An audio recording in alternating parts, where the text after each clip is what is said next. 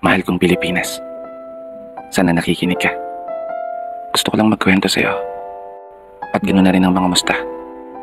Kahit hindi ka nakakapagsalita, alam kong sobrang nahihirapan ka na. Maganda ka naman eh.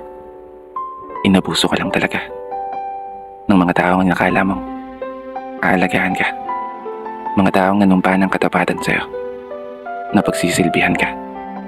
Mga taong pinagkatiwalaan namin na sa'yo'y magsasalpa.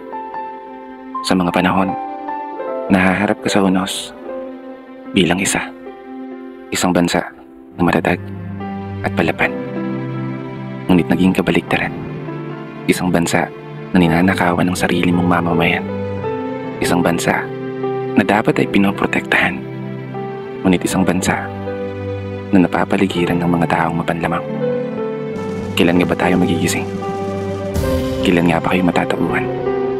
Kailan mo nga ba isa sa puso na inihalal ka ng taong bayan upang magdingkod, hindi para magpayaman, upang magsilbi, hindi para maging gahaman? Imulat mo yung mga mata mo upang tuluyan mong masilayan ang katotohanan na nakakapagod ng maging Pilipino, nakakapagod ng maging mahirap sa isang bansang inakala naming iingatan mo.